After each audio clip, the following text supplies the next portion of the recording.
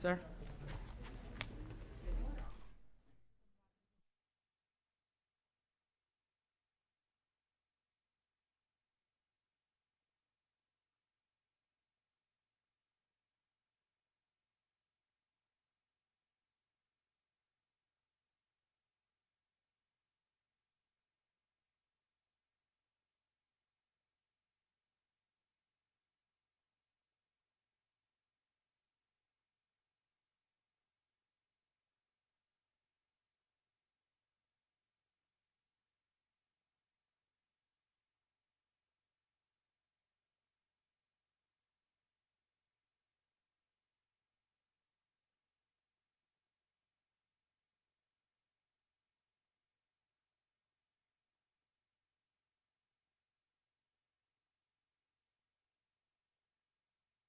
(7:01), and I'm reconvening to open session and calling to order the regular Board of Education meeting for Indian Prairie School District 204 on Monday, December 16th, 2024.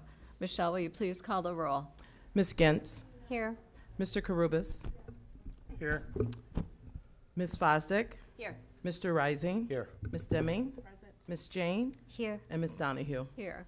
We have a quorum. Mr. Karubas, will you lead us in the pledge? I pledge allegiance To the flag of the United States of America and to the republic for which it stands, one nation, under God, indivisible, with liberty and justice for all.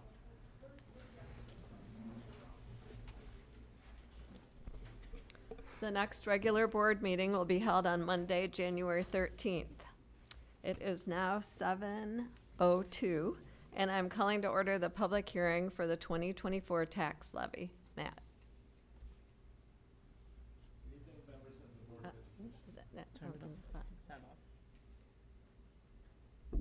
All right. Thank you. Good evening, members of the Board of Education. Tonight's public hearing is the final step towards the adoption of our 2024 property tax levy. The adoption of the levy is an annual process that must be completed by the end of December. Notice of tonight's hearing was published on the district's website. The business office has not received any public comment regarding the levy or tonight's public hearing. We estimate tonight's levy will result in the lowest tax rate for the district since 2011. This is the result of many years of annual increases at or below the Consumer Price Index, a strong local residential property market, the gradual reduction of our bond and interest levy, and sustainable budget practices. Additionally, the recent passing of the Safer, Stronger 204 referendum will allow the district to reinvest in our facilities without increasing the tax rate. I am proud to report we have recently issued the first bond authorized by that referendum, and, as expected, the bond was issued at a very competitive interest rate. We've also maintained our AA+ bond rating, one of the highest bond ratings available. The Illinois School Code gives authority to boards of education to levy a tax on the real property within the district to support its public schools. Tonight's levy is prepared in accordance with the Property Tax Extension Limitation Law, or PTEL, which has been the legal authority over Indian Prairie's levy for over 30 years. Under PTEL, the increase in the district's operating levy is limited to the prior year's Consumer Price Index plus an allowance for new property. The 2023 CPI was 3.4%, which is used in preparing tonight's levy. Tonight's levy is the same as the tentative levy presented at the November 18th, 2024 Board of Education meeting. It is materially consistent with revenue assumptions included in the legally adopted 24-25 operating budget and projections for the 25-26 school year. Tonight, administration is recommending an operating levy of $347 million, a 4.54% increase over the prior year extension. This increase represents a 3.4% increase tied to the Consumer Price Index, as well as an additional 1.14% for new property. Once filed with the county clerks, the county will review the levy and adjust it based on the actual amount of new property, which is still being finalized. As such, we will not receive the full amount levied this evening. The county clerk will also automatically apply a levy for the district's outstanding bonds. This levy amount is estimated at $25.5 million, the same amount as the prior year, and consistent with the Safer, Stronger 204 informational campaign. In addition, in making the levy recommendation, administration performs a complete review of the current and future budgets and current reserves to ensure we are asking for revenues only to the extent necessary to fund district services. The district continues to see cost increases at or above the Consumer Price Index for which this levy is tied. Specifically, costs associated with salaries, health insurance benefits, and transportation continue to increase above the Consumer Price Index. Further, state and federal revenues have not kept up with inflationary challenges, making these levy funds even more critical to the district. 78% of the district's total revenues now come from local property taxes, a percentage that has gradually increased over the past 20 years. As required by state public acts, we have included in tonight's materials the PA 102-0895 and PA 103-394 disclosures. These disclosures demonstrate that the financial reserves of the district are in line with what is needed to operate the district, and we do not need to file a reserve reduction plan with the state. The district had approximately $218 million of cash on hand as of June 30th, 2024, the purpose of which was to address current liabilities and provide necessary liquidity for the district. The district has received estimated valuation information from both counties for both new and existing property, although that information is not yet final. Based on this, administration believes tonight's levy will generate a tax rate of approximately 5.01. We estimate that for a home with a $450,000 fair market value, the tax payment will increase $231, or about 3.4% from the prior year.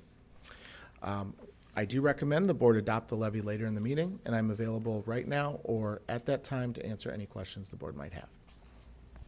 Okay, I'll take a motion in a second to close the public hearing, and then I'll ask for discussion. I move that the public hearing be closed. Second. Is there any discussion? Okay, Michelle, will you please call the roll? Ms. Demme, Aye. Mr. Rising, Did you have Closing the something? hearing. wait a minute, Close the hearing. Close the hearing, yeah. okay. Yes. Mr. Karubas, Yes. Ms. Jane, Yes. Ms. Fosdick, Yes. Ms. Donahue, Yes. and Ms. Skintz. Yes. The motion passes. The public hearing is closed. Okay, we have one board salute today. Ms. Gentz. Virtual Enterprises International Midwest Regional Conference and Exhibition. The board salutes the Neuqua Valley High School Virtual Enterprise International Program for its success at the Midwest Regional Conference and Exhibition in Saginaw, Michigan. Out of the 3 companies in Illinois that qualified for the National Business Plan competition, 2 are from Neuqua Valley. Mrs. Schmidt-Gull's team, Summit Sticks, took first place, and Mr. Hansen's team, Spectrum, earned third place and advanced as a wild card team. These teams will proudly represent Neuqua Valley and the Midwest at the Youth Business Summit in New York this April, competing for the national title. We wish them the best of luck in New York. Let's give a congratulations for that accomplishment.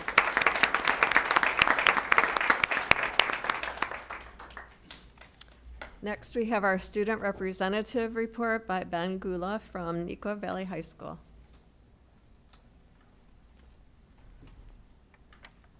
Good evening, everyone. My name is Ben Gula, and I'm the school board representative for Neuqua Valley High School. I hope you are all doing well as we transition to the end of first semester.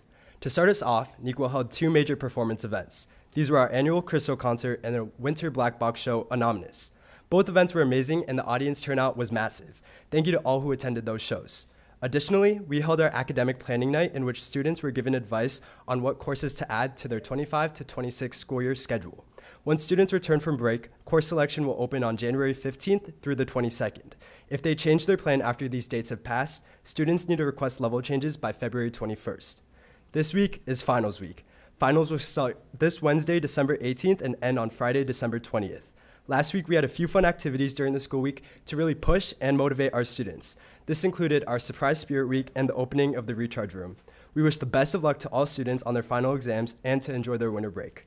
Once we return from winter break on January 6th, immediately we will start to introduce the class of 2029 to the halls of Neuqua Valley.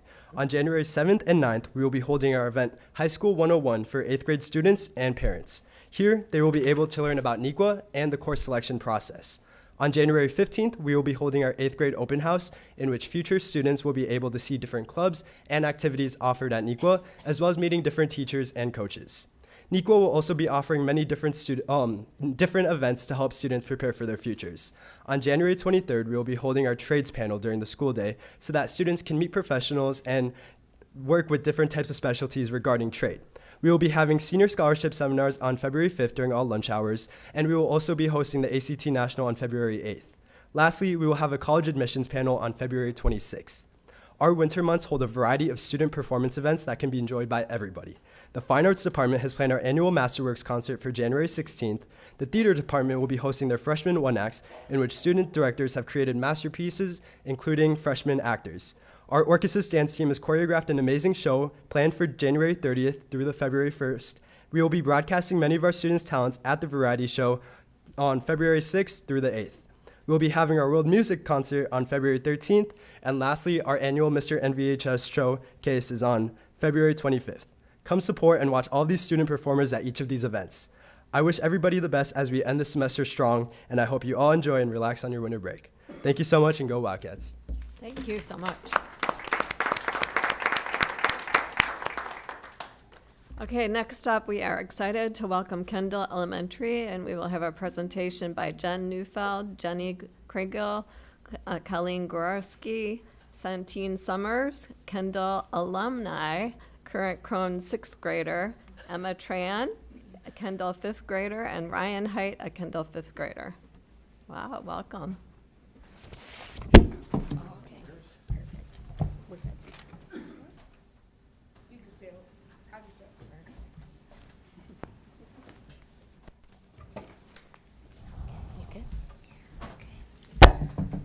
All right. Well, good evening, board. Dr. Talley, thank you so much for inviting us to share a little bit with you about Kendall. I'm Bria Jerger, and I have the honor of serving as principal at Kendall Elementary School. We have a lot to be proud of as a community, and we're excited to share with you one little highlight that our students have really taken ownership of over the last 18 months. So sharing with you this evening, we're going to get started with current Crone Panther, but Kendall Elementary School Patriot Forever, Santini Summers. Hello, members of the Board of Education. My name is Santini Summers. I went to Kendall Elementary School from kindergarten to 5th grade. I currently am a Crone 6th grader, but everything I've ever done is because of Kendall and my parents. Without further ado, I would like to proudly introduce our sensory hallway. Our PA class decided to make this so that our RISE students could have a fun time learning and taking a break from everything. In our school, the RISE students have a little sensory room to move their bodies. We could not expand the room because that would take lots of money and effort that we could not manage in the time that we had, so we decided to use the hallway. Our idea all started when our PA teacher, Miss Neufeld, thought we could do this for our school because it would teach us about inclusion and for all students to have an interactive and fun learning experience at Kendall. When all this first started, we did not know what to put on the hallway, so we made little surveys the RISE students could fill out for what they wanted us to create for the hallway. The occupational therapist, Ms. Kringle, and RISE teacher, Ms. Gorecki, came in and told us all about the different needs and interests that our RISE students have. Then in our class, we made groups, and each group worked with one RISE classmate on their specific needs. Because we did not want to spend some of the school's money, both the kids and teachers in our school were kind and donated things we needed to us. We did not have all the things we needed, so two of my classmates and I made an email and sent it to all of the parents of PA kids in 5th grade to ask them to donate towards this project.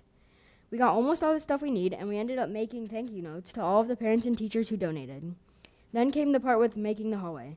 We had a Lego wall so our peers could build things they wanted. We had these color tiles that we ordered to make patterns. We even worked with RISE buddies to make their own patterns. Next was the Hit the Target activity. For Hit the Target, we made targets out of paper that our teacher laminated. They had little circles in them, kind of like a dartboard, that told them how many points they would get if they hit it. Next was the sensory wall. The sensory wall consisted of things like crinkly paper, aluminum foil, poppets, stretchy noodles, and Orbeez in a plastic bag. We also got scratch and sniff stickers that we put on paper flowers. This was to practice breathing in and breathing out. We also made magnetic chalkboards that they could finger draw on. Last but not least was the exercise wall. We got buttons donated us to use for the exercise wall. When they push the button, it gives them an exercise to do. If they needed a demonstration, we made and printed QR codes that they could scan with their Chromebooks. and it would give them a video demonstration on how to do it. Unbeknownst to me, I ended up taking a leadership role, so mostly everyone came to me for answers. It got a little stressful at times because some of the questions I got, I didn't know how to answer. But I learned that sometimes when you take a leadership role, you have to persevere through it, and then you will make it. Thank you for your time, and I'm truly grateful that I had the opportunity to get to know our RAGS classmates and learn about their individual needs. Wow. Thank you, Santine. Once again, my name is Jenny Kringle, and I'm the occupational therapist at Kendall. Ms. Neufeld came to me and asked me to talk to her old and new students about the theory of sensory processing, because it can be very complex. The students were curious in understanding students' sensory needs and why students might seek sensory input more than others. So I explained to them that sensory is a very complex theory, and that students may seek this input in order to help regulate their nervous systems and to prepare their bodies for learning. From that conversation, we went ahead and talked about what we could add to the hallways, so different things with different textures, different sounds, different sights, and different movement activities. Hi there. Although this whole project was mostly student-driven, as far as my part with the project, I was there along the way to facilitate the peer relationships between my classroom and Ms. Neufeld's classroom. For example, my students prepared for this project by reviewing social stories about our new sensory pathway, practiced how to exchange greetings with peers, and completed a form for the students to deliver to their PA classmates, which is what's up on the board right now. Students filled that out last year for our sensory wall this year. However, for our brand new one of my great students, Ryan, is here to tell us 3 things he would like to see on our sensory wall this coming year. You ready? Ready. All right. Ready. I don't want. We're going to use this. I like to. You're doing good. Good job.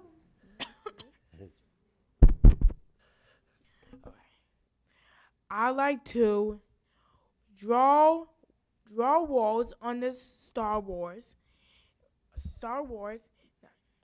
like exercise button, spot the differences. Go Patriots!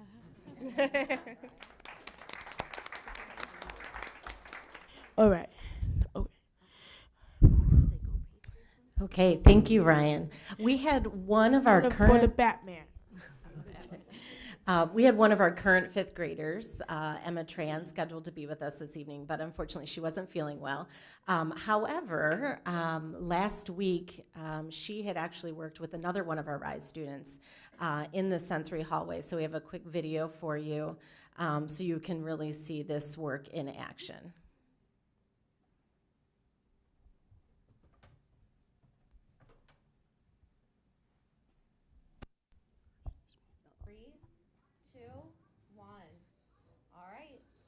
Sensory wall is all done. Now we're going to do buttons. Do 10 seconds of butterfly. If you need help, scan the QR code. So sensory wall is all done. Now we're And go like this. You're doing good. And go like this.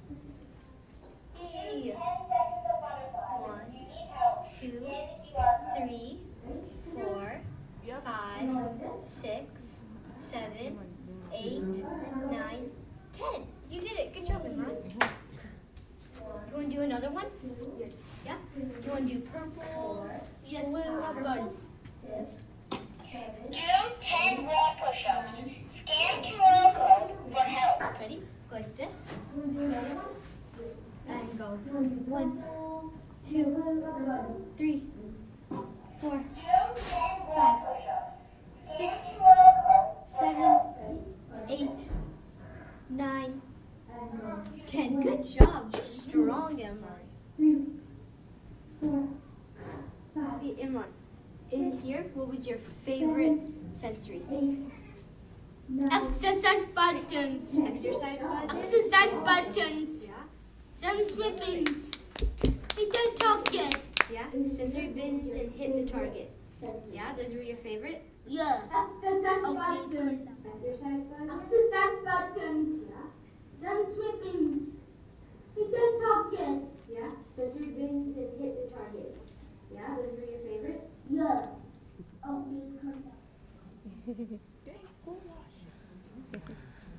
Very nice. As Mrs. Durger said, Emma couldn't be here, so I'm going to read hers as she wrote it. It says, me and my classmates have been talking about some more ideas for the Century Pathway and are excited.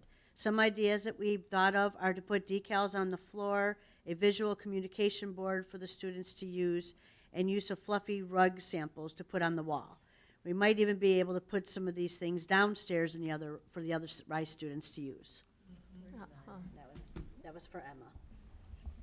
So thank you again for the opportunity to share. We think we may have developed some future project managers out of this work, but also contributed a little bit to our Grow Your Own program, not just teachers, but also future occupational therapists as well. So thank you again for this opportunity.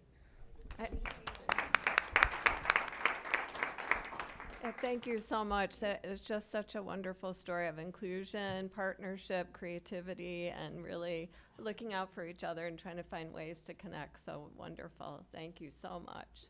Thank you. Thank you. Thank you. Thank you. Well done.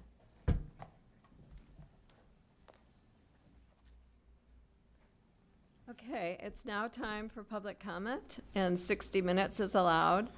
Each person is limited to 3 minutes. When addressing the board, we ask that you respect the confidentiality and safety of our students and school district personnel.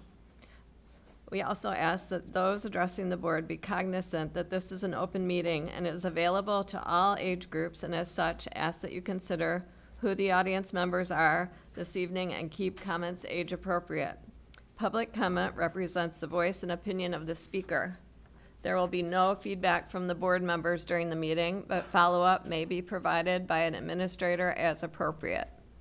Although this is not required, it is helpful for the board to know whether the comments and concerns we hear are being raised by residents, so we ask that you state if you live in the district and if you currently have children in our schools.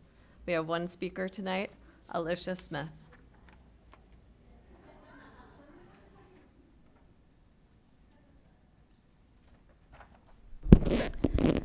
Hello, my name is Alicia Smith. I grew up in the district. I attended Gregory Middle School and Wabansie Valley High School. I currently reside in the district. I live in the Gombert attendance area where my niece and nephews attend Gombert. And I also worked in the district. I worked at Kendall Elementary School, Go Patriots, and Georgetown Elementary School. 204 needs equity in having successful schools. There are some 204 schools that fell below the state average in state testing: Georgetown, Longwood, and McCarty. When the district designed the boundaries of Georgetown, it gave them a low-income population of 63%. That is more than triple the district average of 21%. Longwood's low-income population is 58%, which is almost triple the district average of 21%. Then the district created even more inequity by having 3 of its title schools with the highest low-income percentages feed into Fisher Middle School. School districts do not have to create inequitable schools that cannot meet the state testing averages. Naperville 203's low-income average is 18% compared to 204's 21%. Naperville 203 does not have a single school with a low-income average that is more than double the district average, let alone tripled. As a result, every single school in Naperville 203 is well above the state average in state testing for both ELA and math. A 2016 study found that in almost all major cities, Black and brown students are much more likely to attend schools where most of their peers are considered poor or low income. Researchers have found that the single most powerful predictor of racial gaps in educational achievement is the extent to which students attend schools surrounded by other low-income students. We should not be surprised at the racial gaps in the district or at Fisher Middle School when Black and brown students are in schools with high low-income percentages. The time is now to fix systemic inequities in our educational system. The needs and rights of children cannot wait. For a kindergartner at Georgetown or McCarty or Longwood, how many years of the same trend line? If the school board and administration are committed to equity, this segregation by income needs to be fixed. If Naperville 203 can make sure that all of its students are attending successful schools, why can't 204? We deserve to be included in the district's educational excellence. We want equitable schools for Georgetown, Longwood, and McCarty. All of this information is available on the Illinois School Report Card online. Go online to the Illinois School Report Card and then type in the school district or school to see all of the information. Thank you. Thank you. Next, we move to our consent agenda and superintendent report. We will start with the superintendent report. Dr. Talley. Thank you, Ms. Donahue, members of the Board of Education, Indian Prairie community. I hope those who attended our winter concerts, Crystal, Collage, and Prism, at our 3 high schools enjoyed them. I was able to attend 2 this year and continued to be impressed with the talent and skill of our students. Thanks to IPEF for their continued support of these concerts. The concerts would not be possible at all without our Indian Prairie Education Foundation. These concerts showcase the multifaceted talents and abilities of our students and staff. Of course, we applaud those whom we see on the stage, but we cannot forget those who work behind the stage, the sound crew, lighting crew, and equipment crew. Just like you need all parts of an orchestra to come together to make one band, one sound, the same can be said for these concerts. All parts came together and they did to create a joyous night of music. As superintendent, I am a member of the City of Aurora Education Commission. For the past year, I have chaired that commission. The commission is comprised of all superintendents who have school districts that fall within the City of Aurora. Additionally, there are higher education representations from the presidents of Waubonsee College, the College of DuPage, and Aurora University. Finally, there are also community partners on the commission. The commission meets once a month during the school year. I'm sharing this information to share with you that the current focus of the commission is to address kindergarten readiness. For the next several years, the goal of the commission is to ensure that all students are ready for kindergarten. The 3 pillars are as follows: community-wide messaging and mobilizing, equipping educators and parents for early literacy success, and 3, creating print and language-rich environments. We have just started our work, therefore you can expect information starting to show in the coming weeks, to include a press release on what we are doing and a short video with yours truly in the video about kindergarten readiness. This work is important for all of us as we work to ensure all children have success as they enter kindergarten. Though the commission is the Aurora Commission, any work that is done will support all students of Indian Prairie. As we prepare to go away for winter break, I want to wish all of you happy holidays, and may the new year be wonderful for all of you. Ms. Donahue, back to you. Thank you. We now move to our consent agenda. I need a motion to approve consent agenda items D through H. I move that the Board of Education approve consent agenda items D through H as presented. I second. Is there any comment, any discussion? Okay, Michelle, will you please call the roll? Ms. Skintz, Yes. Ms. Jane, Yes. Mr. Carubus, Yes. Mr. Rising, Yes. Ms. Deming, Aye. Ms. Donahue, Yes, and Ms. Fosdick. Yes. the motion passes. Next, we move to our action items. I need a motion and a second to approve the 2024 tax levy resolution and the resolution adopting working cash fund tax as presented. I move the Board of Education approve the 2024 tax levy resolution and the resolution adopting working cash fund tax as presented. I second. Is there any discussion? I just want to highlight one thing. It's very, education funding and the levy process is very opaque, but the page 12, the disclosure 10, that deals with the estimated tax impact, I think really drives it home for the general community. And you mentioned this in your presentation, and I'm just going to read it again. For a residential, the district estimates that the average fair value of residential property in the district is approximately $450,000. For residential property with this average fair value, the estimated property tax due for the 2024 tax levy would be $7,032. This is a $231 increase, or approximately 3.4%. So basically that distills down to myself as a homeowner on what all of these public act disclosures and levy process and new property, how's that impact me and my tax bill? So on an average house, the bill is increasing by $231, right? That's correct.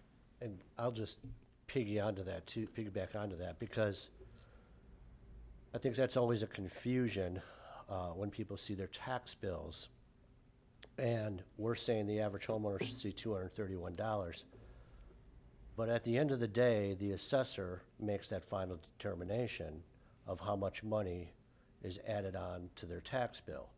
However, and correct me if I'm wrong, we only get what we levied and what we're tax capped to levy based on CPI. So if it goes above CPI, that's going to the assessor. We only see what we levied for CPI, correct? That's correct. I'll just clarify. Just clarify that if one taxpayer is receiving a increase above the consumer price index or above that 3.4%, that means another taxpayer or another combination of taxpayers is receiving an increase below that 3.4%. So we ask for the amount. It is up to the assessor and their valuation of each individual property that sort of divides that amount.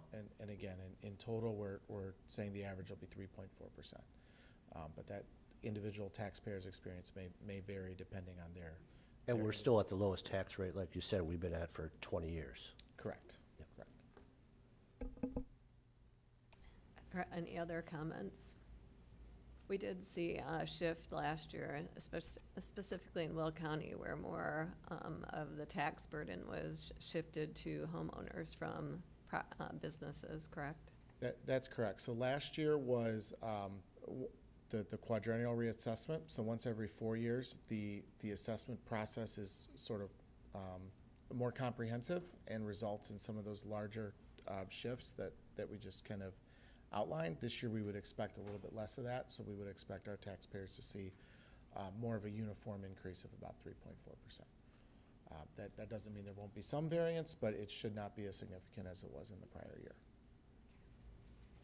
All right, Michelle, will you call the roll? Mr. Rising. Yes. Ms. Jane. Yes. Mr. Karubas. Yes. Ms. Deming. Aye. Ms. Fosdick. Yes. Ms. Gintz. Yes. And Ms. Donahue. Yes, the motion passes. Thank you, Matt. I need a motion and a second to approve the action regarding a student discipline matter as presented. Move that the Board of Education approve the action regarding the student discipline matter as presented. Second? Is there any discussion? Okay. Michelle, will you please call the roll? Ms. Fosdick. Yes. Ms. Deming. Aye. Mr. Karubas. No. Ms. Gintz. Yes. Mr. Rising. Yes. And Ms. Jane. Yes. Ms. Donahue. Yes, the motion passes. We will now have a presentation from Dr. Barbie Chisholm, Michelle Loon, and Angelina Crow regarding middle school ELA curriculum revision, resource adoption.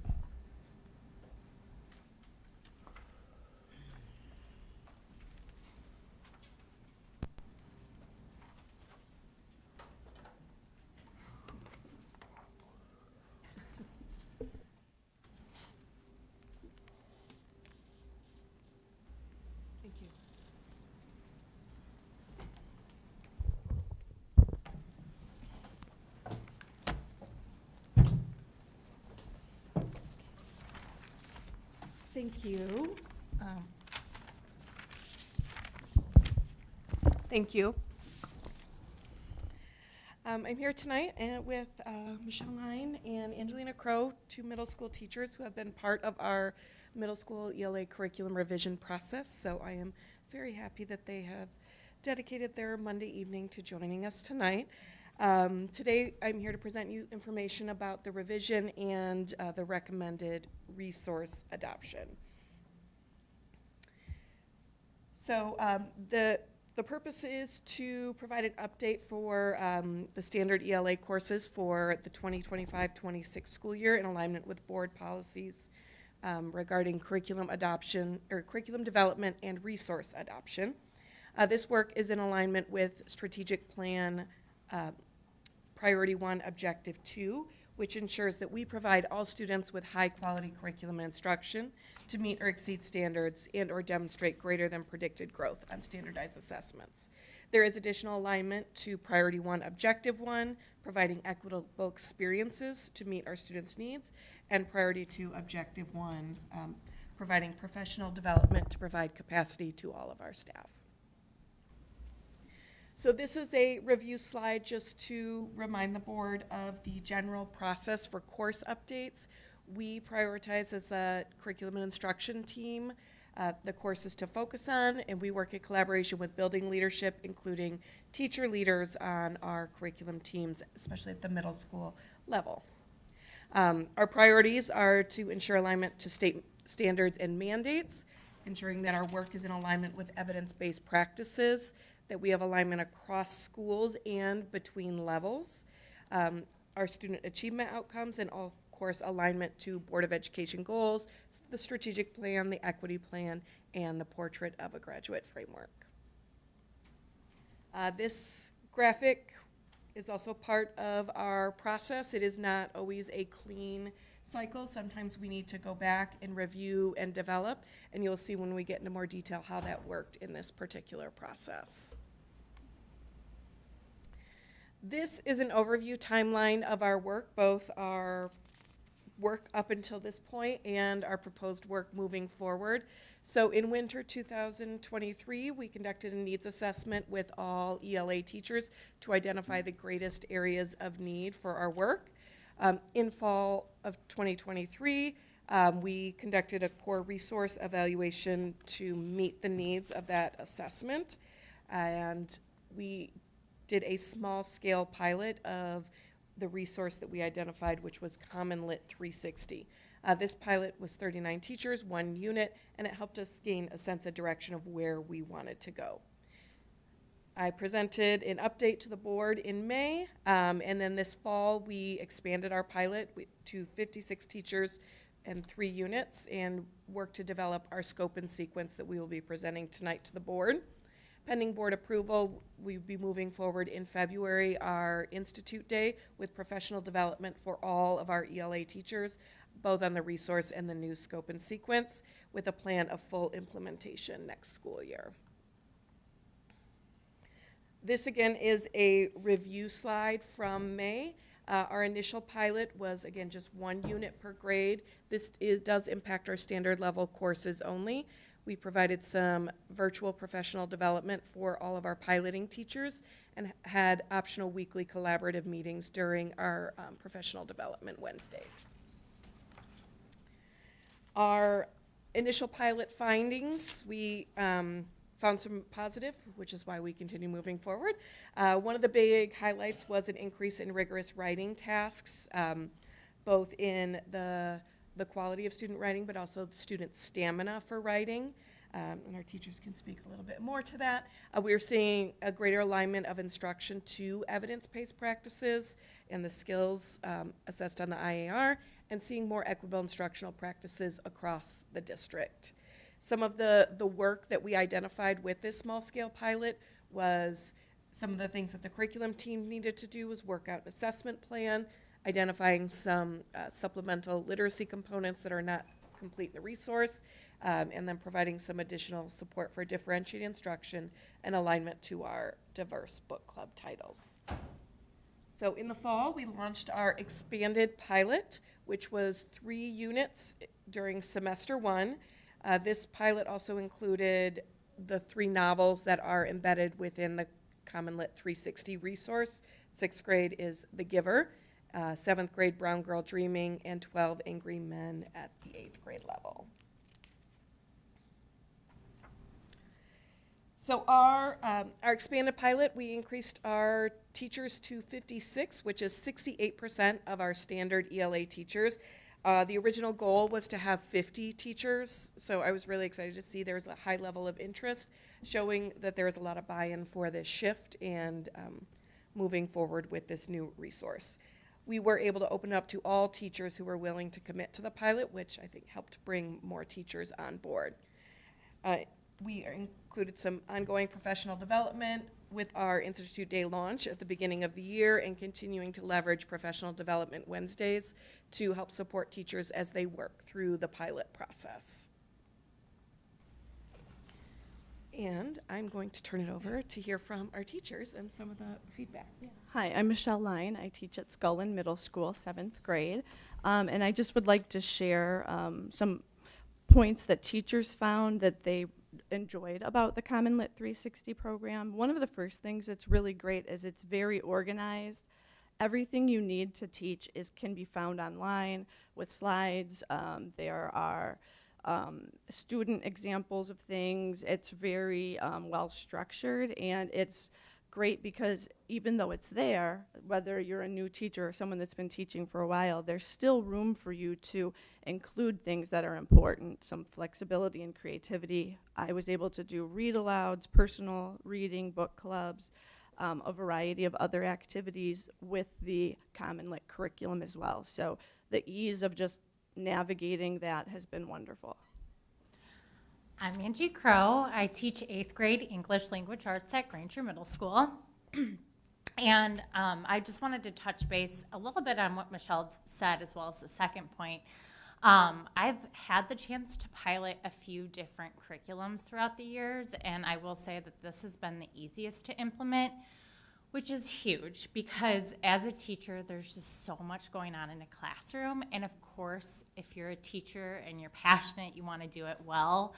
And it's been easy to do this well, and I can't say that's always been the case. And as far as writing, that was something that ELA teachers identified as something they wanted to improve when we were looking at potential materials.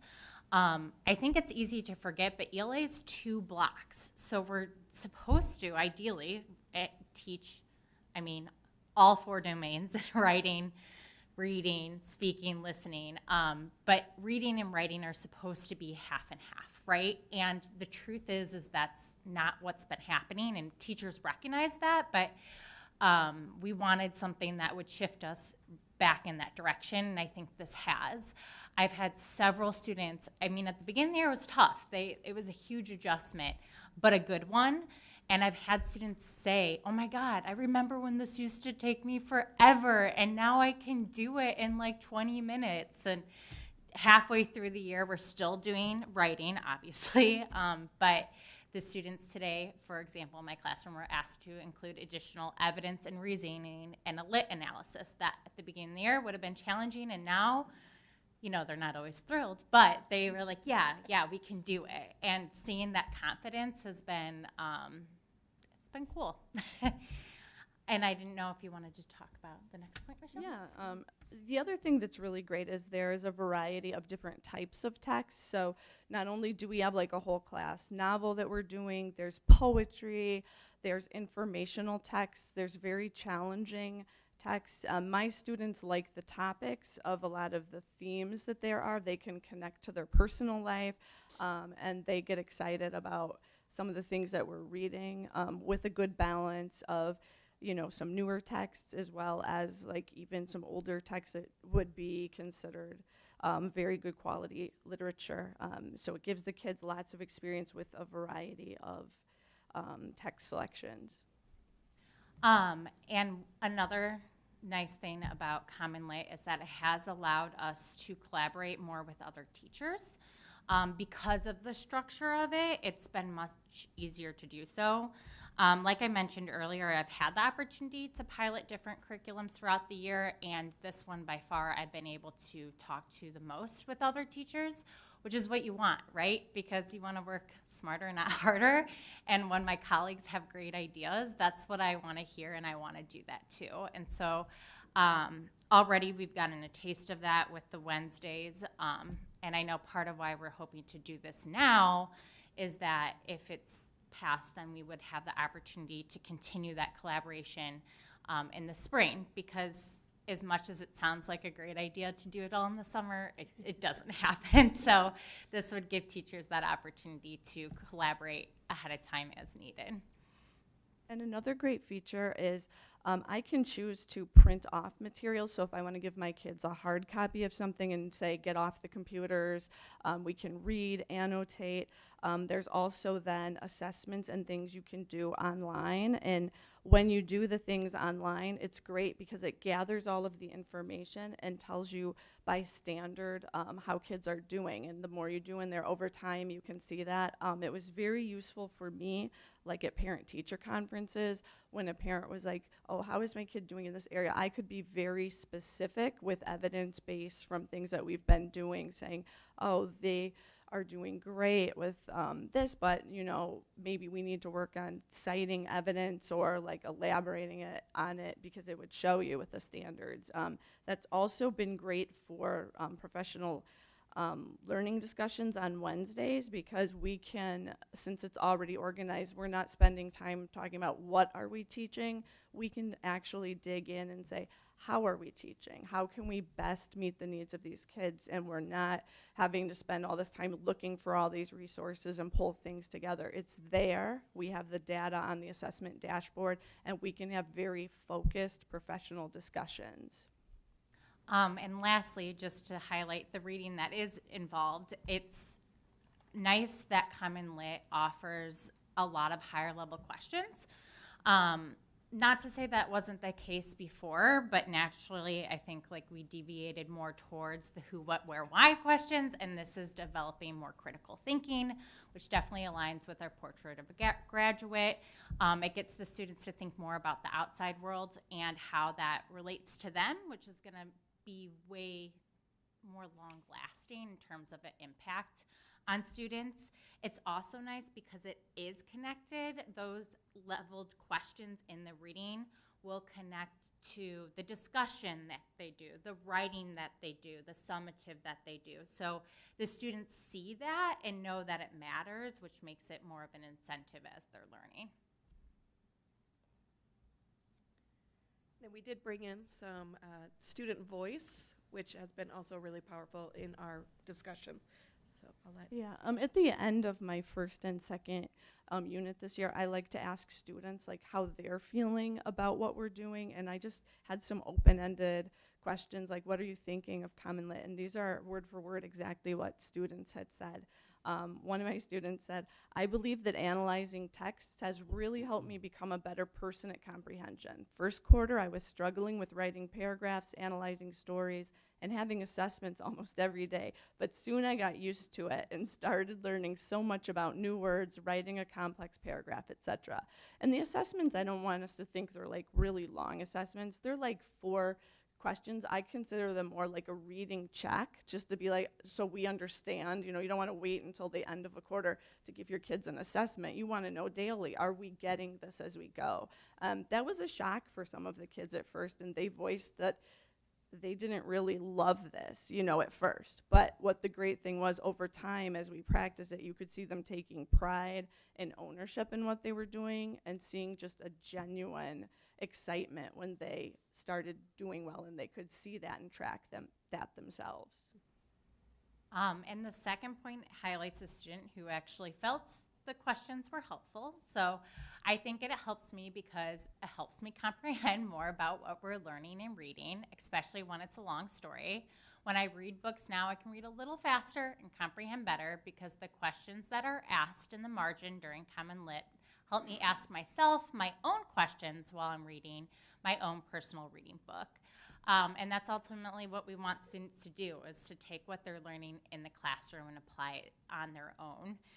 And I would have to second what Michelle said. It was an adjustment. Like, Common Lit offers some really challenging texts and activities, but I do think the students have risen to the occasion, and I see them becoming more confident in themselves as they have more practice.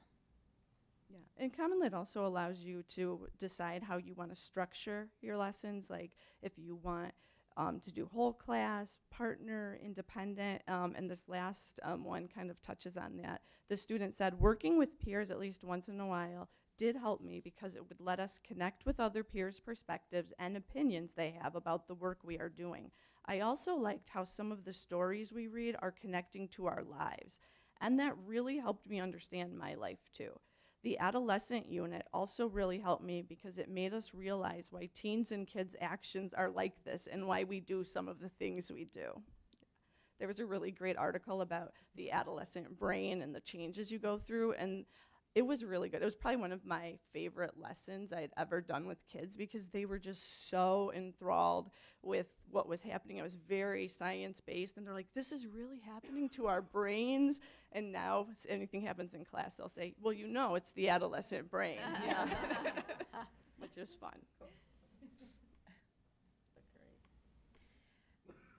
Thank you. So the revised ELA units we are presenting, there are 6 units per grade, and each unit has a different core, thematic, informational, novel or drama-based, researched, or argument-based.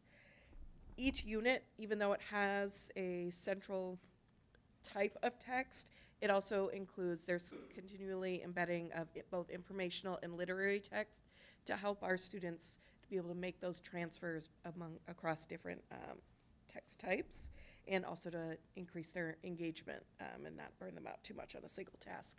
As mentioned, there's also a culminating task that the students build up to through their reading and writing throughout the unit, either a writing, Ms. Crow mentioned a literary analysis, or a presentation-based task. There are also identified focus skills for each unit: reading, writing, language, which includes grammar and vocabulary, and speaking and listening, which, as Ms. Line mentioned, helps teachers really focus in on the big thing that is literacy instruction. Literacy encompasses so much, and so it is really helpful to have it narrowed down as we're practicing all of these things all of the time, but this is what we're really focusing on in this unit, in this unit, in this unit. So our recommended resources for middle school ELA, grades 6 through 8, is Common Lit 360. It is a 5-year digital license, and the novels that are aligned with Common Lit 360, 6th grade The Giver, 7th grade Brown Girl Dreaming, 8th grade 12 Angry Men, and the total cost of the 5-year license and novel purchasing that needs to be done is $220,000 for the 5 years. Next steps are that we request the course curriculum changes be open for comment until our next board meeting. We request approval of the curriculum changes for middle school standard ELA courses, 6th through 8th grade, at the January 13th meeting. The resources presented will be available for review at the CEC, and we request approval of proposed resources at the January meeting, and we will continue ongoing professional development and collaboration with proposed plan of the launch professional development at our February Institute Day. Questions you have for myself or? Okay, thank you. I will let Ms. Jane, do you have questions or comments? Thank you for your work and time and spent and vetting this out and experimenting, piloting it, and then presenting it.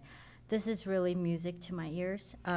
I'm thrilled with the emphasis this program is bringing on the rigor of writing, and the emphasis on reading comprehension, and then what you've described as the program seems to do a good job of scaffolding these skills, making it easier for instructors to implement it in a way that students can practice and also kind of see where they're improving. So there's just so many good things in this. One concern always, especially tied with ELA, is,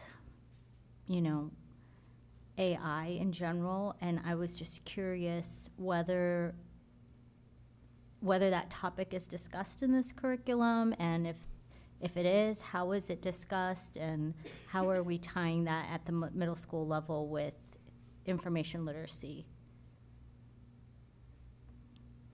That's a whole nother presentation. It could be, and it could be, but I just Yes. was curious with whether this program at all addresses that or talks about it, or. It does not directly. Okay.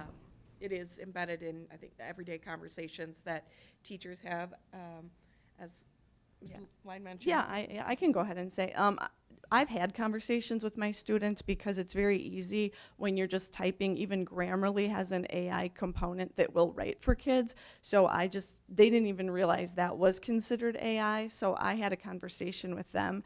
One thing that's nice about Common Lit, it focuses on the writing process. So there's a lot of little writing things, and I start with print always. So they've already put some work in on print before we're even on a computer, and I'm finding that if they've already put some work in and thought into it, they don't really feel the need to then dive into having a computer write for them. I have a couple of kids have tried it, and I can tell it's not their words and their writing, so we just have a discussion about it. And a lot of times it's the kids just thinking oh, it's helping me with editing, but I'm there's a difference between spell check and did it write an entire section for you? And it's really just been conversational at this point with kids, but I feel like those have been very healthy and productive conversations for them, especially at the middle school level before they get to high school, and it's more high stakes if you're doing those types of things. Yeah, thank you. Thank you for that example. That's wonderful, because that really illustrates how this program also plays into those types of conversations. Because of the more frequent, regular writing opportunities, you could have more of these conversations. So this is excellent. Thank you so much. Ms. Gentz. Yeah, thank you. Honestly, this is such an exciting presentation, so thank you guys.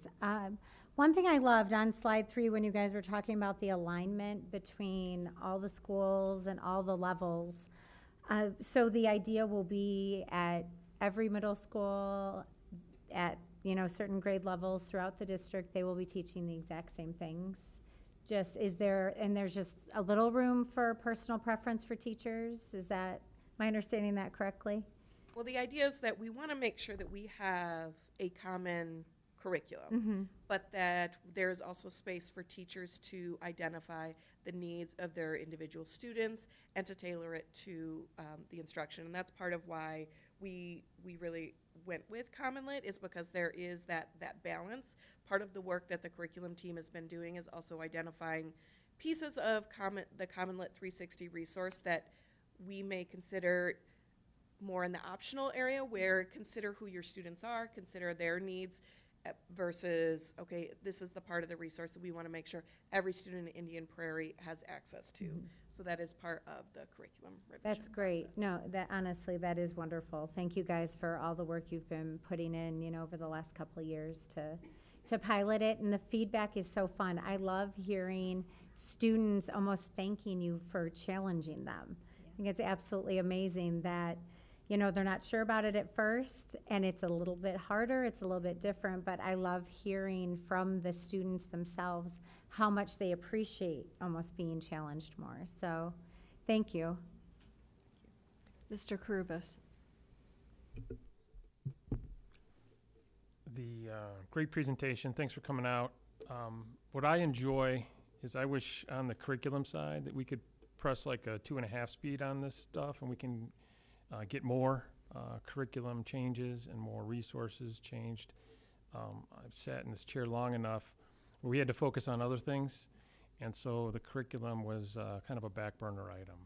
And so we're getting to this stage where we're able to take a new look at it, and so it's refreshing to finally get to see the changes that we need to have made and them getting made. So love it. Let's move faster. Let's get it done quicker, because there's an easy button for that, right? So looking ahead, there's the next step. So I appreciate the interaction between administration, the teachers, and the board. We're here to make some of the final decisions, and we have the right to approve the curriculum, but we're not developing the stuff. We're not reviewing all the resources. We rely heavily on and defer to your discretion in developing this stuff. So it's a joy to watch you guys bring the information to us and present it to the community. I love the energy and the new ideas and the direction. When we take it to the next level, assuming everything gets improved, how do we distribute it out to the system so that each of the schools and each of the teachers, adopt the changes? Because, I've been doing the same book, I've been doing the same instruction for the last 20 years. Well, how do I learn the new way? Give me a quick summary on that. And I will say the curriculum team is the greatest ally in that process. The collaboration, I think, has been really powerful. I think showing the teachers that went on board from the spring pilot into the fall. In February, we plan to take advantage of the fact that we currently have a site license for Common Lit. All teachers currently have access. So the plan is in February, we will be hosting 2 different professional development sessions, one for our teachers who have been piloting and are ready to take that next step, and an introductory session so that our teachers that haven't yet taken that step are able to begin exploring, trying out some things and working with their colleagues. It's really that focus on the professional collaboration and those common assessment pieces that are embedded within, I think, are the most powerful pieces to move forward. Perfect. And it was encouraging to see that the pilot was pretty robust size and it was growing. So that kind of just shows that, our teachers and staff were like, yeah, we want to get involved in this. It's exciting. Let's do it. So that's awesome. Thank you. Ms. Deming.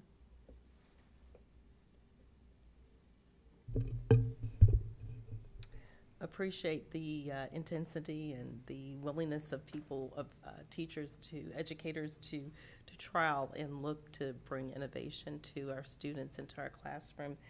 Can you help me just understand a little bit regarding the process of the individual? You shared each individual book, 3 books. So are those, will those be in addition? Are they going to be totally new? Are they substantive? Or can you help me understand that a little bit? So these are the 3 novels that are embedded within Common Lit 360. Okay. And so that they are part of the process. The Giver was previously a 7th grade novel in our curriculum. Brown Girl Dreaming and 12 Angry Men are new texts. So they're not intended to take the place of all of the other reading and literature that we currently have, but that these are the ones that are new and that are coming in as part of the new curriculum. Okay, that helps me a lot. Thank you. And then I really appreciate the student feedback, and I love that they can see the transferability to other areas of their education and academic process. So the ability for, we're so concerned with that critical thinking and that critical evaluation. What you're doing here, are these part of discussions as far as the team is concerned, so that other teachers that aren't doing ELA, that they're aware of what's happening here, and that process they can see that process potentially in other classes as well? I'm just wondering, do you anticipate that as it becomes expanded next year or whenever the curriculum is implemented? Speak a little. I was going to say, I'm not sure if this answers your question, but I have seen interest in teachers who aren't piloting, who want to because of those reasons. So for 12 Angry Men, that was a new text that was added, and last year I was able to pilot it, and then this year I'm going to be doing it again. And I had 2 of my colleagues who expressed interest in it because they saw that I liked it, and they saw that the students were open to it. And so I think that when teachers are excited about a text, or to any extent any activity, and they see students that are also excited, they want to do that as well.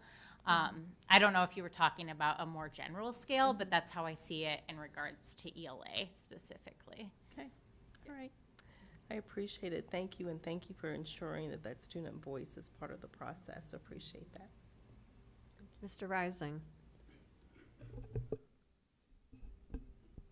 I'm just going to follow up with something that Ms. Gens said and Mr. Karubas said a little bit. And Dr. Chisholm, I'm not a curriculum expert, so I'm not trying to challenge you or anything like that. But, you know, like Mr. Karubas, I've been here long enough and have been through a lot of curriculum changes.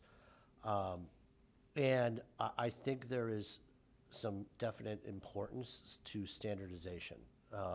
I never want to take away from teachers' flexibility and to make their course their own.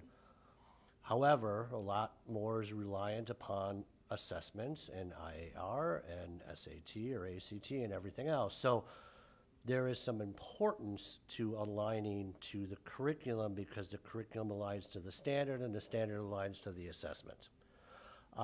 So I get a little concerned when I hear about, we made it so flexible, because then you have some teachers at some schools that are gung-ho and they're going above and beyond, and you have some other ones that are just kind of, so my hope through all of this and these working groups with the teams of ELA and middle school, my hope, and I'm hearing some of that, which I'm encouraged by, is that you are talking more together and you are sharing resources and you are not trying to recreate the wheel, and you're all working together to rise us all up at the same time. And I hope that continues, because we are a very large district, and I want to make sure that there is some standardization there as well.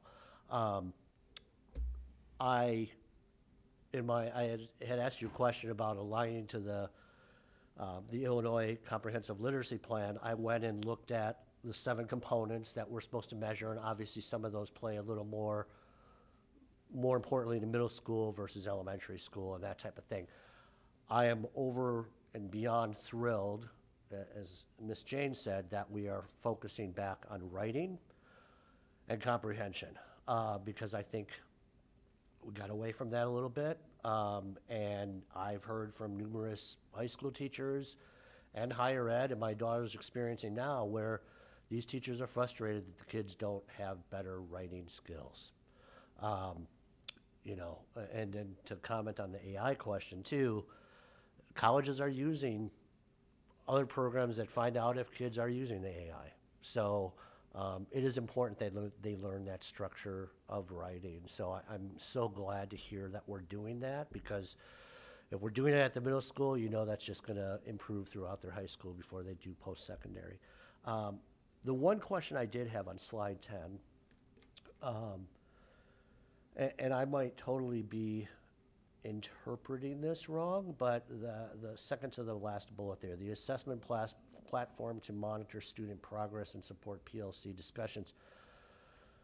Does an assessment platform to monitor student progress, is that aligned to the curriculum, and is that aligned to the IAR standards? Because what I'm trying to understand here is this just their progress within the curriculum, or is this truly giving the teacher a better handle on if the students are prepared well for the IAR assessment? Does that make sense? Yeah, that's a great question, and that is one of the challenges with English language arts, is because your assessments have to monitor the standards to know if students are progressing. You can, assess students on specific texts, but it's really alignment to the standards. So CommonLit 360 has an embedded assessment platform.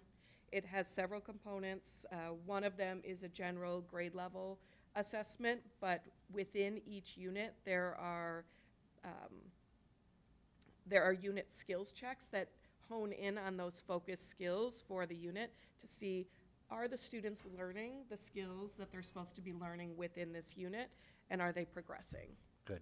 Yes. So I would also say the types of questions asked are very higher level, where they would be similar to like the style you might see on a standardized test, where there might be 2 answers that could possibly be, but one would be the best answer, and kids are really having to think. It's not just like basic comprehension, like was there a dog in this chapter? You know what I mean? It's like very challenging, tying to things at like higher level. And I appreciate that. Of course, I'm concerned about our students and setting them up for success. But what I love about that is it's letting the teacher know, because, and trust me, I know teachers can only do so much, but it's allowing them, if they're seeing a student really like kind of in the red on a certain thing, to maybe redirect them and give them some extra work on an area just to strengthen that particular skill. So I'm glad to hear that more for our teachers even than just our students. So thanks.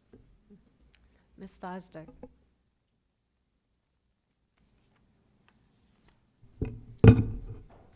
My fellow writing peeps. I'm excited to see this, especially that, and it sounds like, I feel like nails on a chalkboard to students when you hear more rigorous writing tasks. But writing, as you guys know, it's like anything else. The more you do it, the better you get, right? You start with 1 pound weights, 2 pound weights, suddenly you're up to 25, right? Or that's, my max, but that's you know what I'm saying, right? This is an important thing for our students, especially at the middle school age, because you also shared in this presentation that it's harder for many students, right? It's more challenging. But what they're also coming away with are not only the skills that they learned and that this is working here, but also confidence. And confidence and writing don't often seem like they go hand in hand for many students, right? It seems intimidating. And in my experience, at least, that is a motivation for using AI, is a lack of confidence. Mm-hmm. So if we're able to equip our students at the middle school level with greater degree of confidence in their writing abilities, because they're writing more often and they're writing more challenging things and they're using more critical thinking, the more they could, at some point in their lives, use AI as the tool that it is, the assist that you might need it for, rather than the producer of works. So I'm really excited to hear about this. I have 2 questions. The first is, we're definitely going to have hard copies of those books, right? They're not just digital books, right? Yes. Okay, Yes. good. I thought so. I just wanted to have that out there, but when we saw the digital resources, just wanted everyone to know there are also going to be the hard copies of books in hand, right? Okay. And then my other question, as I've missed it here, and I asked this earlier, but I would like to just address it. It sounds wonderful, and it sounds like you've had really overwhelmingly positive feedback. Mm-hmm. And I think we can all assume that because you're recommending this adoption, right? Yes. But what feedback have you gotten from students or teachers that these are our concerns with this program, and how have you addressed those, or how have you managed those? I can speak. I've had concerns about it, and I really like it. Okay. I think going through the process of seeing what we had and all the options out there, it's really important to acknowledge that a perfect curriculum does not exist. And if it does, they're lying to you. And with this, I think what I like about it is it does give flexibility to teachers to spice things up, for lack of better words. That's been my concern, is that because it's so structured, if you followed it and you didn't add any supplemental lessons, it maybe would be redundant. But that's why we piloted it. And that's where I've had colleagues say, oh, there was this video you could add. You don't have to. You could still teach it without it, and it would work. But I think any teacher who's excited to teach wants to, add those little flares that make it more engaging. And I was going to say the other part that the team has addressed pretty openly has been the grammar component of it. And because we found it lacking, I believe we're currently piloting another grammar resource that would be in conjunction with this. So that's the 2 pieces that I've seen. The skills are there, which is what I like the most. I think that as a teacher professionally, I always want to add more to a lesson, and that would have been something that we did with any curriculum.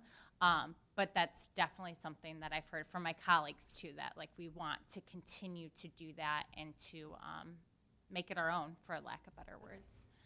I think another area too that I've had to have discussions with my other teachers is grading, like what do you grade? Like if you're giving the kids something challenging, you don't want to straight out of the box, if they get like a 35% on their first challenging assessment, just give them that grade, because that's going to make them not motivated. So I've had a lot of discussions that you can do things in the classroom, you can put something in the grade book and mark it as a no grade so the kids can see the progress, yet it's not penalizing them. And those like little formatives until you get to the summative. So that way the kids know that they're building up to something, because the last thing I wanted to do was to have my kids trying very hard something new, being there with me, and then being like, oh, now you really got a D on this, let me give you a D. So we were kind of creative with how we're grading, and it opened up really great discussions about not wanting kids to just be doing things for grades anyway. You want them to be intrinsically wanting to get better, have that confidence. So I think it's helped with that as well. Thank you for sharing that piece too. I think it's important to know that we've gotten, some positives and some concerns, and then how you've addressed those. So I appreciate you being willing to share that. The last thing I want to say is I think it's really great that you built in what sounds like a network of mentors through this piloting growth.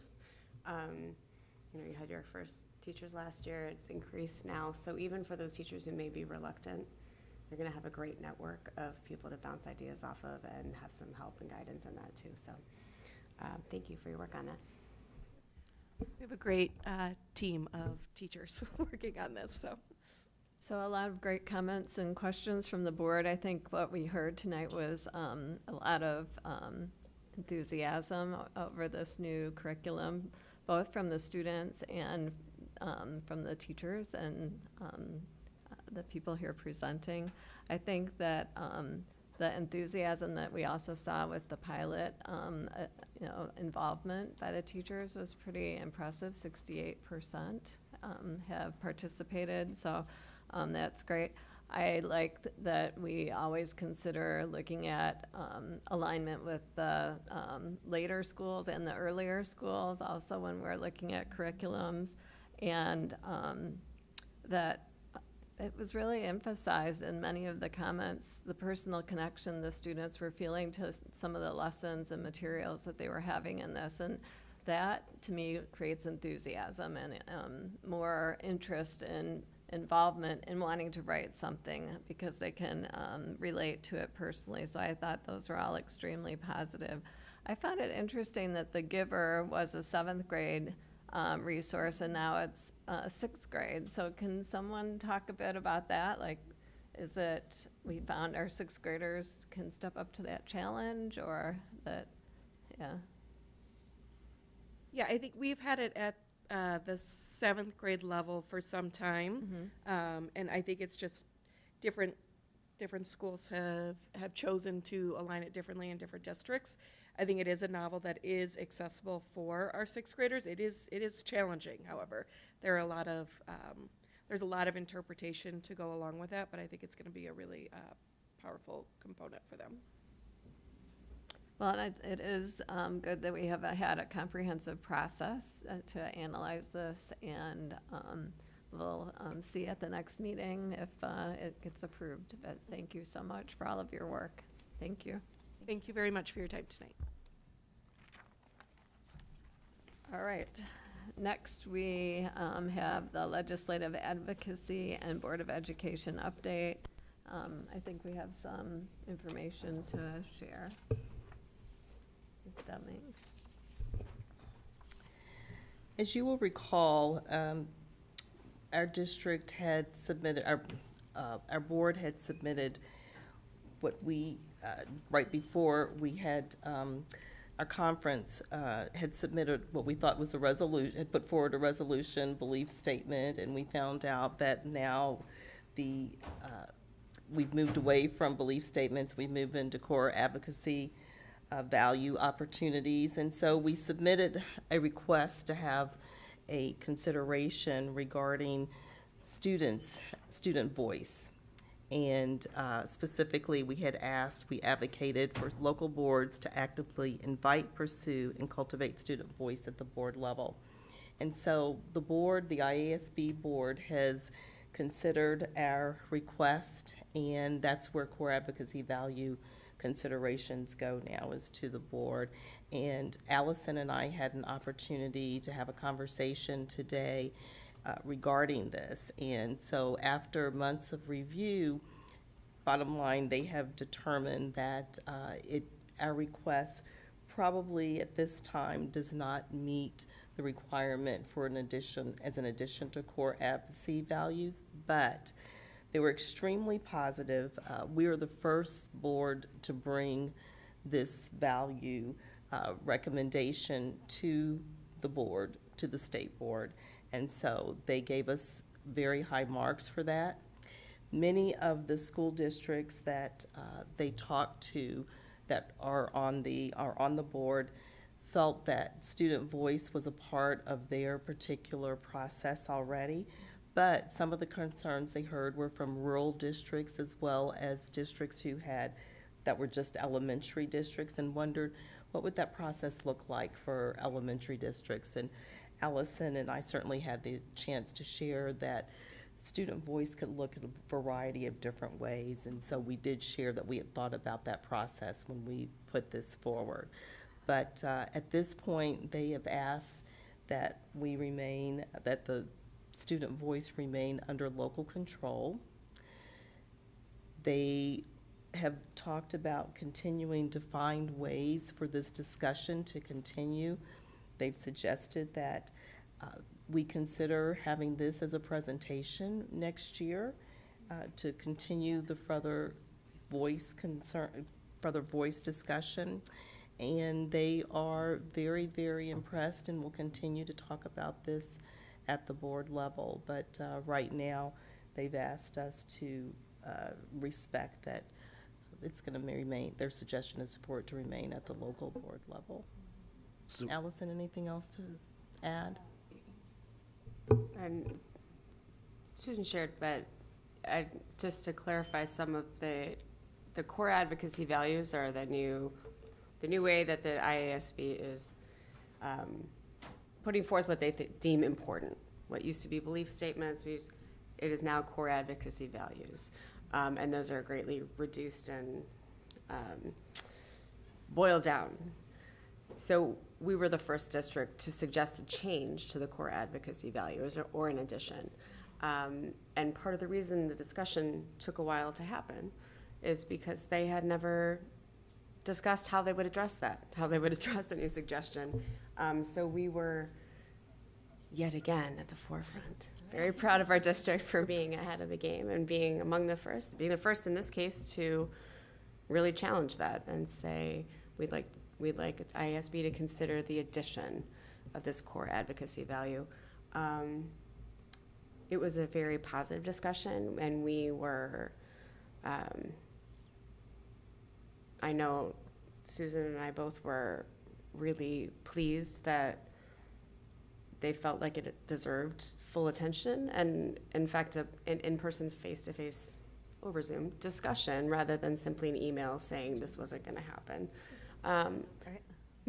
With the president, yes, Mark Harms of IASB, and Their our general division counsel. director, the general counsel, our division director for DuPage, Tom Ruggio, and so it was an interesting discussion, and it was a positive. We left with a positive feeling. Good. Yeah.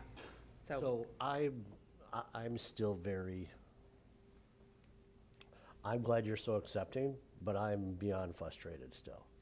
I'm confused on their confusion, is the best way I can say it. And the reason is that when you look at the guiding principles, so all the resolutions that all the boards submit, right?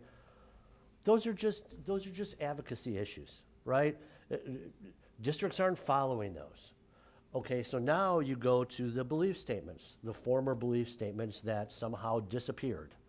And there was 12 of them, if I remember, and the 12th one was one of the last ones we submitted, which was look at things with an equity lens, which was very important for school districts to do.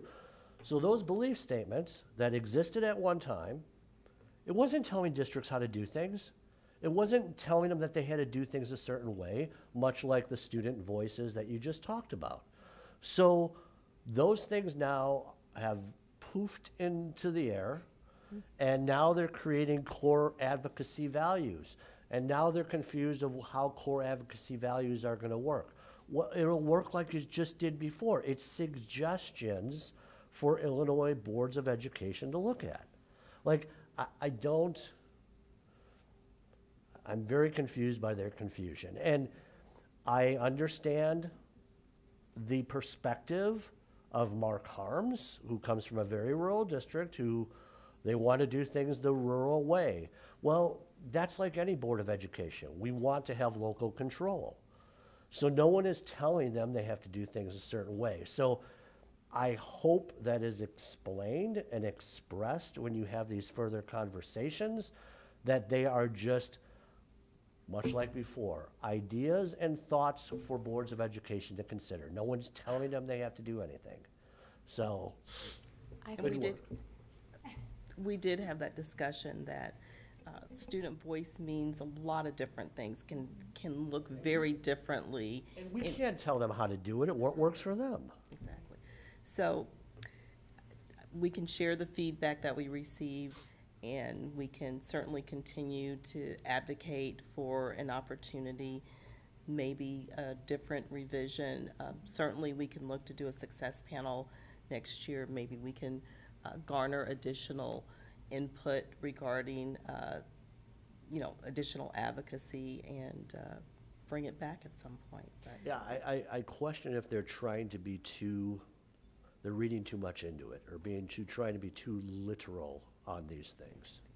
I certainly don't think this is the end of the discussion. I think that this is a topic that, even for our board, was a little uncomfortable at the beginning. Yeah. If we're being honest. Sure. And what we're learning as we see the adoption of student voice slowly growing in the state of Illinois and among school districts is that this conversation is just starting for some. So in some way, we've already done some good. President Harms shared that the discussion was actually quite robust among the board of directors. And I get it, because everybody has PTSD of people feeling like they're throwing mandates down, throwing mandates at school boards, telling school boards what to do. So I get it. But again, I think they were trying to be too literal about it. And that's not it. We're saying the exact opposite, actually.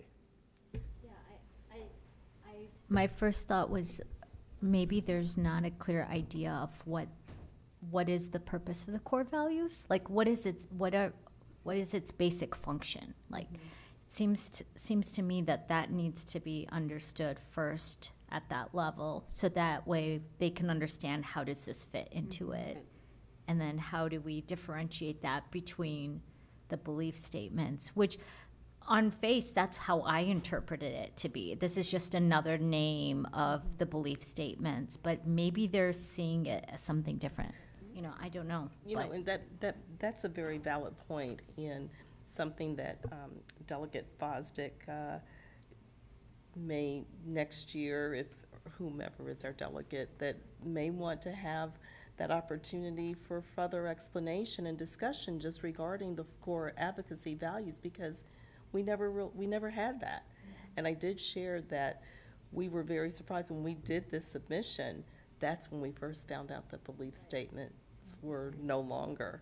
So they did admit that there needs to be further discussion and illumination regarding the core advocacy values, as well as belief statements being disbanded. So thank you. We may not have won this battle, But good job, team. it's just Yeah. beginning. I mean, Very it's just good. beginning. Don't you worry. You guys have been at it. Amazing. You submitted that last spring, so you have been pursuing this, and I applaud you for that. Just for clarity of the audience, to Illinois Association of School Boards is a state-level organization that provides guidance and helps push legislative agendas associated with supporting the schools in the state. There's 857 school districts, and we're the 4th largest school district in the state. So I really think that we are very often in the forefront of ideas and thoughts on things that we see could improve our schools. And certainly student voice is one that we have saw the benefits and the importance of trying to bring that in. So I don't think it's a done deal. And by the way, they're looking for submissions right now for next year's conference for panels. So I think the board should consider submitting something along those lines just to keep the conversation going. But thank you for your advocacy and for working that. And I do think it did generate a lot of very important discussion. We might not have won this battle, but there's a bigger set of wars out there. So that's kind of a bad analogy, but Ms. Fosdick, you have another piece of information about your involvement with IASB. I do. I am excited to share that last week I was asked to join the Constitutional Review Committee for IASB for the 2025 review cycle. It happens every 2 years. And so I will be representing our district on that committee. Congratulations. Thank you. Thank you. Thanks. And thank you for your work. Yes, I think it's continued importance for us to be visible and involved with that group and help guide the things we want to see happen too. Because you're right, Mr. Rising, often there's a rural voice there that sometimes can take over and drive some thoughts and behaviors that aren't supportive of what we want to see happen. So thank you. All right, anything else? Okay, with that, I need a motion to adjourn. Motion to adjourn. Second. All in favor? Yes. Aye. Aye. Yeah, or adjourned.